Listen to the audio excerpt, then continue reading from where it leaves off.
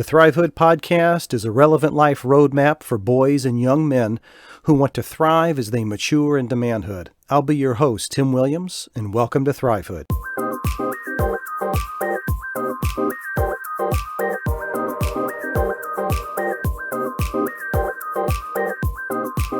Hey guys, welcome back. Tim Williams. Sometimes I refer to myself as Uncle Tim. I don't know why. I guess because I'm a little older and I'm speaking to young men out there. So maybe I'm trying to connect with you. Any way that I can connect, any way that I can get you to listen to what I'm saying, I'm going to do it. Today's topic, moral compass. Let me set this up first. Normally, I would do some research, check into it, do a lot of research, find out what some of the talking heads and the smart people out there, the educated, are saying about a specific topic. And then I'll bring in some of my thoughts and experiences and just my 2 cents worth, and I'll sort of blend those two thoughts together and give you my advice. But in this case today, I came across an article that I'm going to use a good portion of that. And if I do that, though, I need to mention who that is. So beliefnet.com, beliefnet.com is the website that I found this information on.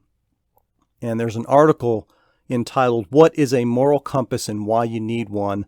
And this was written by Brian Zitzman. He is a licensed marriage and family therapist. So I thought this would be really worth me taking a good part of what he's saying and collectively bringing a few of my own thoughts to it as well. So if you want to know more about that, find out more about him or about this topic, you can definitely go to that website as well as others. So there you go. What I want to do, I want to preface today by saying this. While we are going to be talking about setting up a moral compass and some of the reasons you should, what we're not going to do today is go down the bunny trail of talking about truth, right? Especially in this day and age, we are now in the society where truth is whatever you think it is. I completely disagree with that. I think there is sound truth. I think there's absolute truth. I think there's right and wrong. 2 plus 2 equals 4. It doesn't equal 5 3/8, okay? Or whatever, 5 and 5.5, or whatever the case may be. I'm thinking measurements because I'm working on building my podcast studio, so I've got that on the brain. But you get my point, you get my drift, right? So I do believe there's absolute truth, and maybe we'll address that in another episode. But for today's purposes, we're just really talking about, I want to give you 5 good strong reasons why I think it's important to develop a moral compass. Well, what is a moral compass? A moral compass is, what's moral? What's morale? Well, what's having good morals? Well, you shouldn't kill somebody, okay?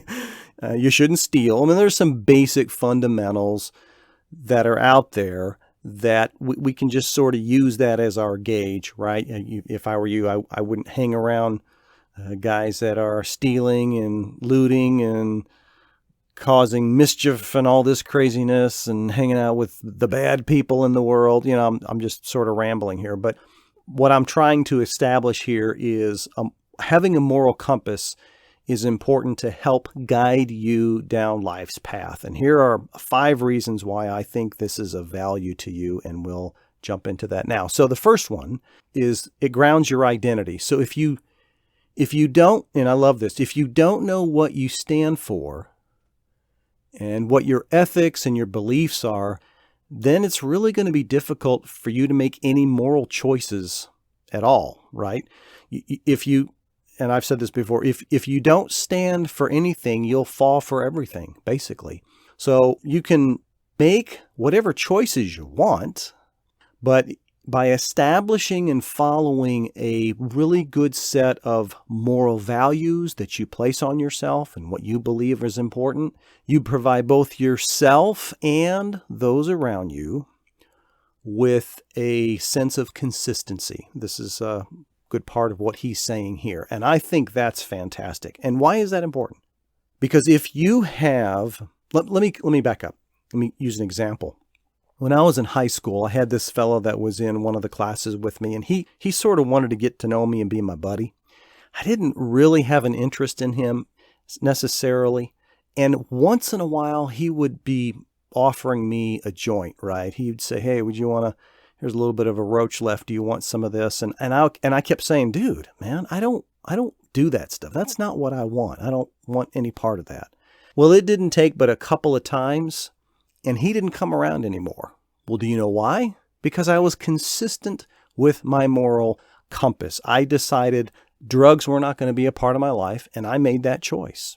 And guess what? He didn't come around anymore. So that's sort of what we're talking about. It also increases your self-confidence. People who know who they are, what they stand for, what their moral and ethical values are, they typically, guys, and I believe this, have a higher sense of self-worth and self-confidence.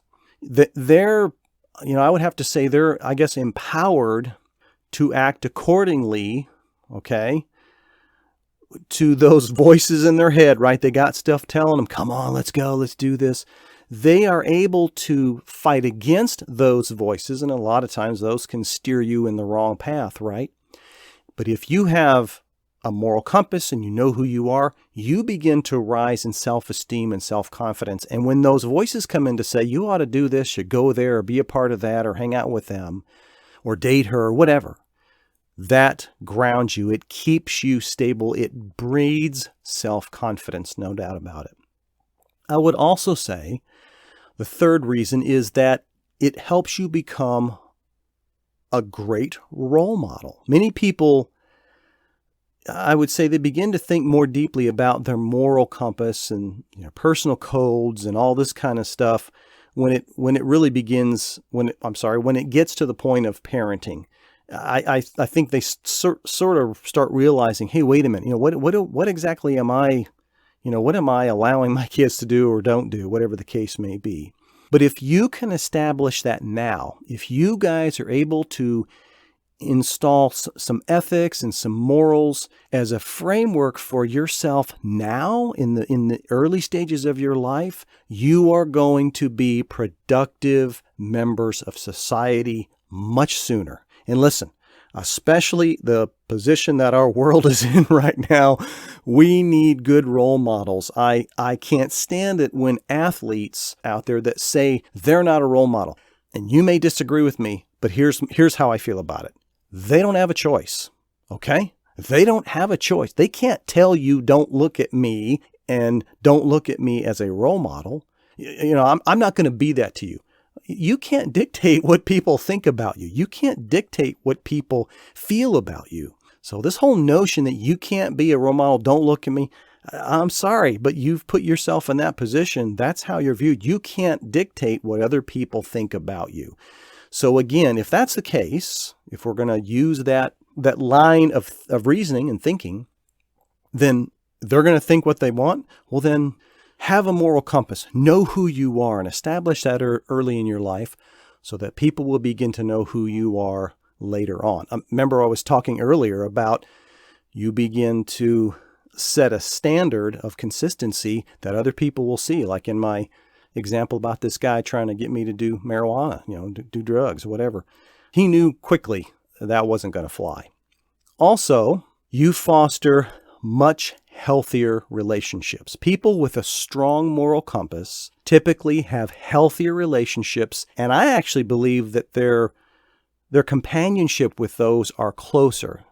They're actually able to minimize harm and maximize a lot of the positive contributions that they make within society. Well, how is that? How does that foster healthy relationships? Because again, you know what you will and you won't allow into your life. And also, you know what you won't allow out of your life, right? If you're putting trust in someone that is not trustworthy, that's not a smart decision to make, as one of many examples that I could share. So it isn't all about all that's coming into you. It's not all about that's influencing. It's also what you're pushing out to others and pushing out to society. You need to know what your moral compass is in the decision making as you're going forward. And I believe that. I think as you are establishing values in your life and ethics in your life, it's going to resonate with other people, other like-minded people like yourself,